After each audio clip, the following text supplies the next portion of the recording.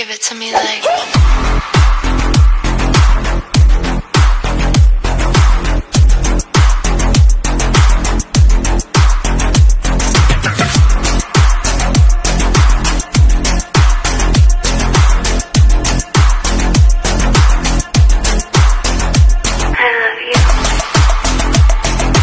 Hello, Mega Migala! Shout out! This is Chicken Foster 7 guys. Andito kami sa bundok.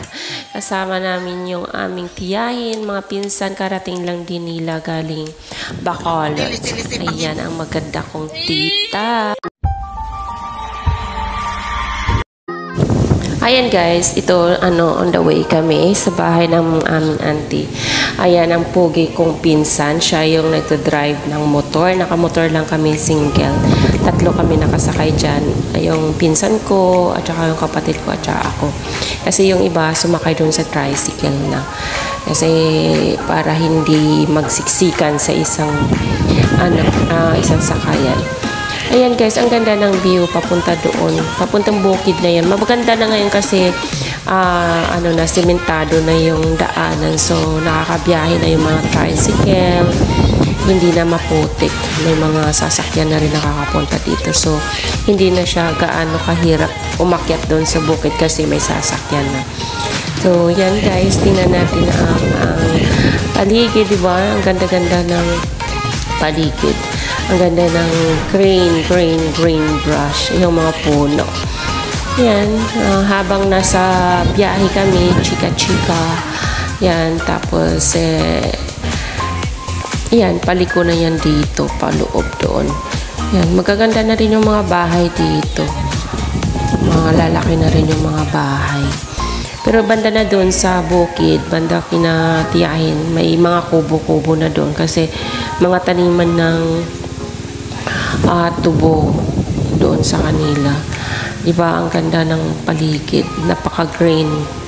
Yan. Minsan lang din kami mag-banding kasi na magpinsan kasi may kanya-kanya na ring pamilya.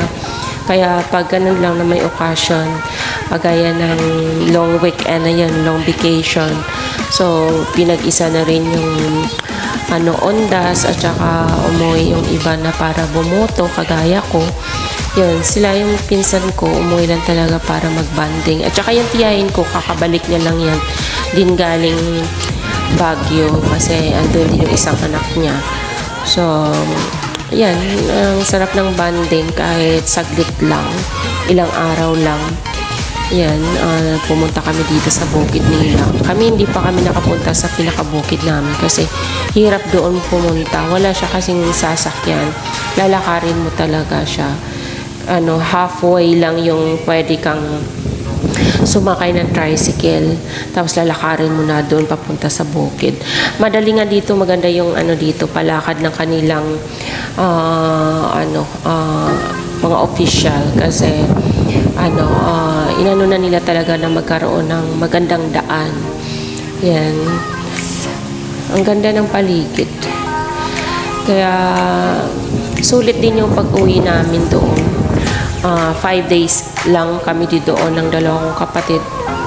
Tapos yung iba kong kapatid, ibang mga pinsan ko, nauna na rin umuwi.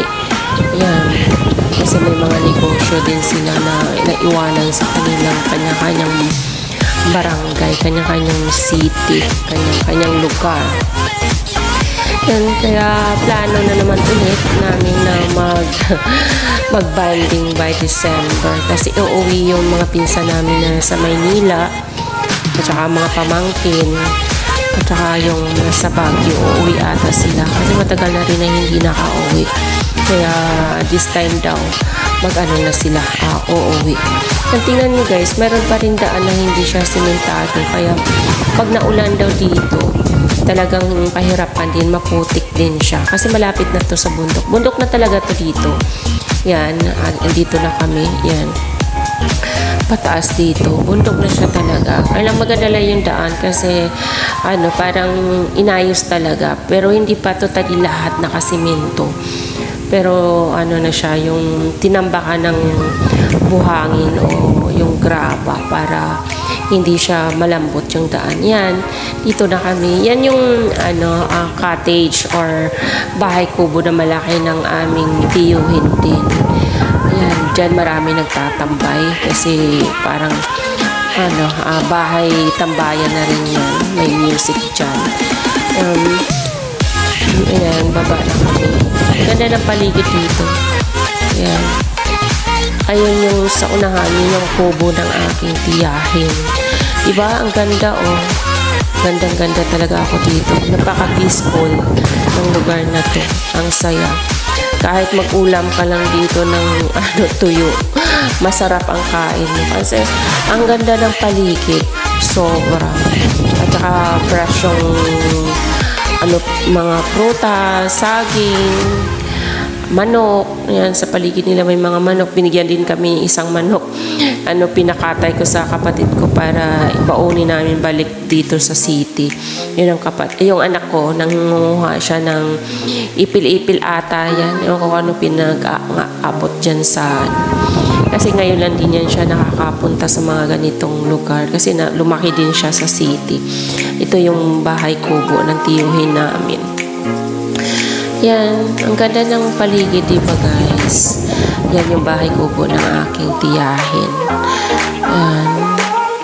Yan guys, subaybayan nyo na lang, tinoorin ang aking mga video. Thank you so much guys sa inyong patuloy na suporta sa akin, patuloy na panonood ng aking mga video, ang aking mga subscriber, thank you so much, at saka ang mga members ko, thank you so much guys sa inyong walang sawang suporta, sa mga nagpapalipad, kahit na hindi ako nakakabalik, andyan pa rin kayo sumusuporta sa aking mga vlog, aking mga video. Ito, pauwi na kami.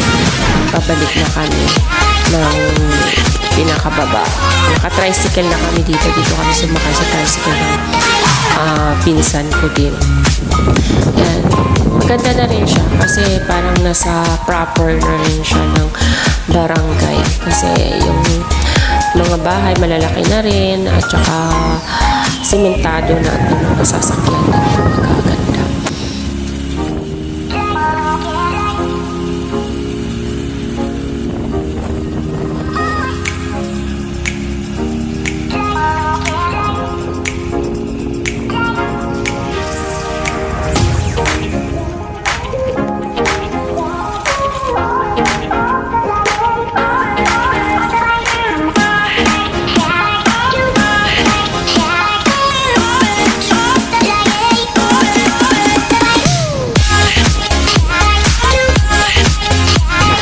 Guys, hanggang sa muli. Thank you so much. God bless us all. Love you all. Bye.